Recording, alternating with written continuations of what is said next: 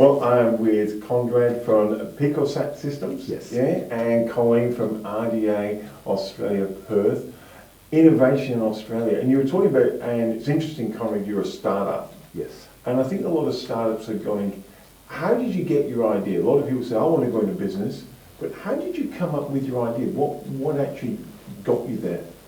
Okay, so my business partner and I, we both have an interest in space. Right. And I was looking for the next thing to do with my career, and my business partner was working on this as a hobby. So we met at a space event, and from there, a few months later, we got to forming the company. Wow. So I guess it was a personal, a personal thing for both of us. Now, we're pretty passionate about space, and the fact that technology has advanced to such a degree that an ordinary person like myself and my business partner, we're not rocket scientists, can actually build something like this. So it's I guess it's a combination of things. It's that passion, and it's the availability or the accessibility of space technology today. It fascinates me that you get together and you say, here's an idea, let's build a satellite.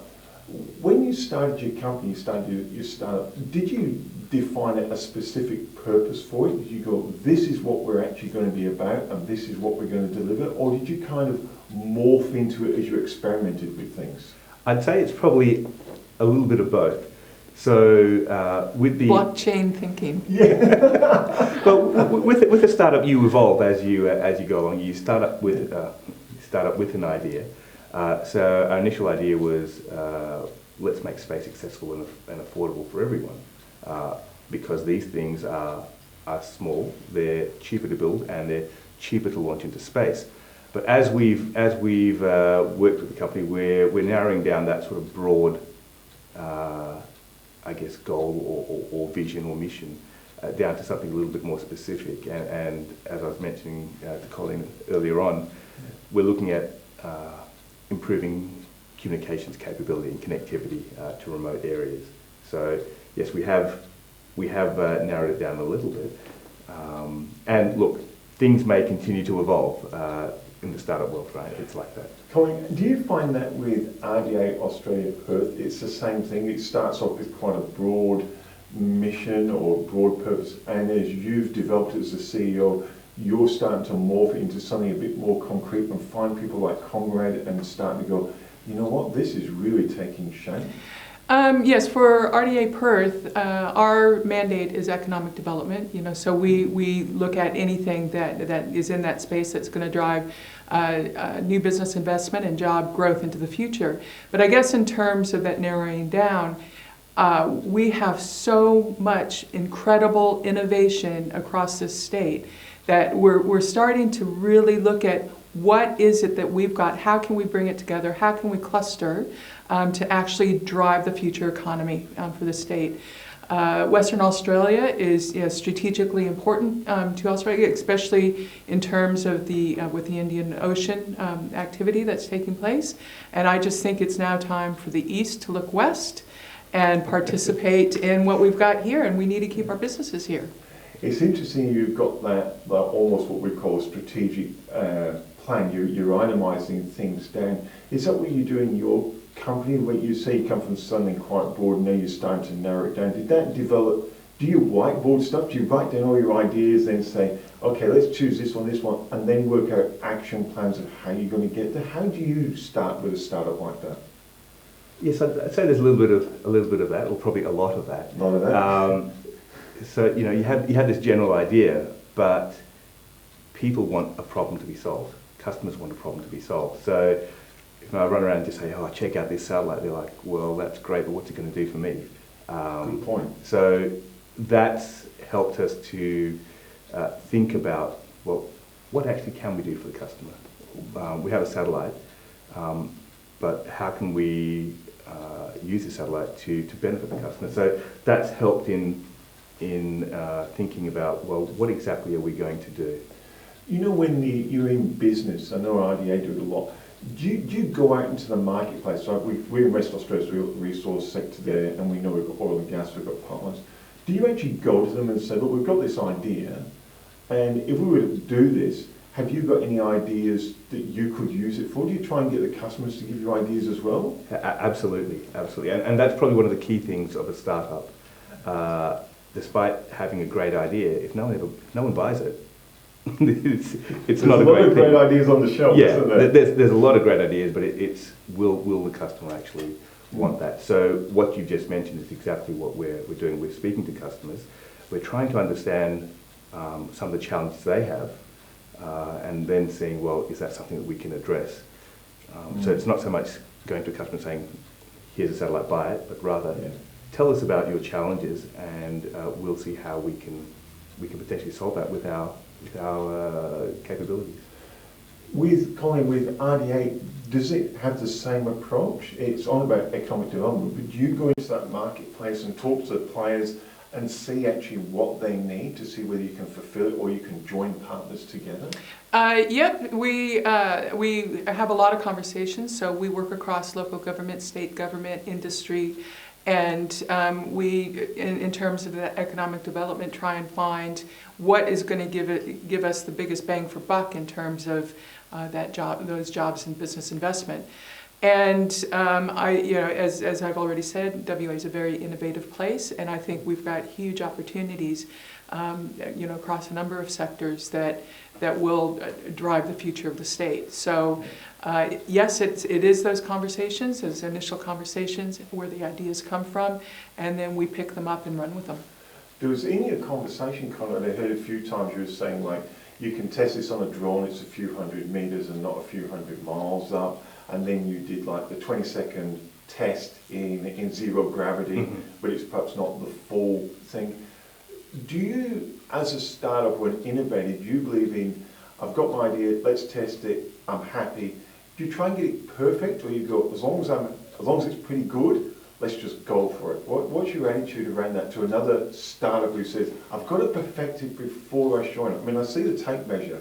There's got to be people going, I can't believe you came on TV with a tape measure glued to it. Why don't you get some fancy alloy chrome thing and show off? I'd like to take credit for the idea of the tape measure, but it's something that other people have used before, but which we're also making use of. Look, with testing and validating your idea, I guess it depends on ultimately what is it that you're developing. Now, if we were developing a website or an app, it's some of the methodology around there, the lean startup approach is you build just enough of what you need for the app to do, and you get it out there and people start testing it or using it, and then you look at how they're using it, and then you improve it and you improve it and you improve it. With the satellite, one of the challenges we have is that once it's in orbit, it's kind of out of our reach. So we have to be a little bit more rigorous in our testing and our validation. And on top of that, there are requirements by the launch providers, the people building the rockets, the company building the rockets, that this has to meet a certain criteria, so that when it sits on their rocket, it doesn't affect anything else or any other payload on their rocket. And on top of that, there are international treaties in place which govern how nations operate in space. The Australian government has signed up to these UN treaties, and as a result, there's regulations in place that the government has which govern what we can and can't do. So to put this into space, it has to be signed off, as I say, it has to be signed off by the science minister. And there's a range of paperwork that we have to provide which shows that we're meeting these regulations. So it's probably a little bit more rigorous with the validity or validation of these satellites as opposed to, say, an app.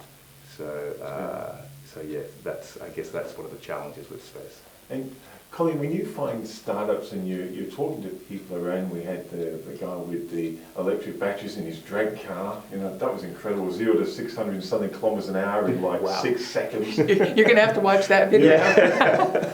Unbelievable.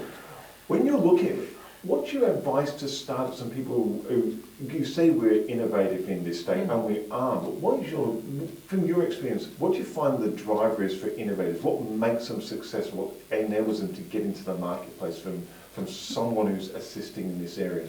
Well, I think the first thing is the willingness to take a risk I think is huge.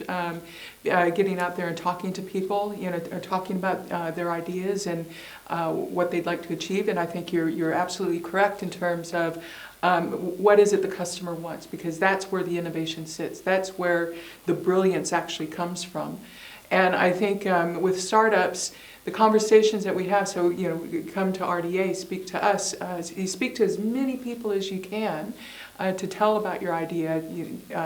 We'll put it on video, just like what we've done here, to get the message out that there are some really fantastic things out there. So I think communication is probably one of the biggest things. And I guess probably one of the biggest questions a lot of startups have had is, how do I fund my idea? Does it come out of my pockets, or do I go knock on people's doors? Are you going to get any hints or tips for that? Because that's an expensive game you're playing. Yeah. So it's a big question for us, definitely. Yeah. The term sweat equity is probably been thrown around a lot. So there's a lot of sweat equity in what we're doing right now. Yeah. Getting that funding from that award helped a little bit. But really, I think when it comes to the funding, if we have that idea that solves a customer need, then one of two things, or two things will happen. One is customers will start to purchase what we have, so the money starts to come in. Or number two, investors will see the viability of what we're trying to do, and investment will come in. Ideally, it'll be both. But I think that's what we're working towards. Yeah. But in the meantime, it's a lot of sweat equity and working other jobs to put money into the company. So for an investor or a customer seeing this and going, you know what, I wouldn't mind investing in this, and because I can see a good return, and let's say Richard Branson, that work anyway. Yeah. Or customers see it and say, you know what, that would be great for us. We can scan a pipeline pretty quickly, send our drone to a specific area, save us a fortune long term. What's the best way of actually contacting yourself? So probably the best way is our website, picosat.systems. So it's a strange looking website, but that's it. Yeah.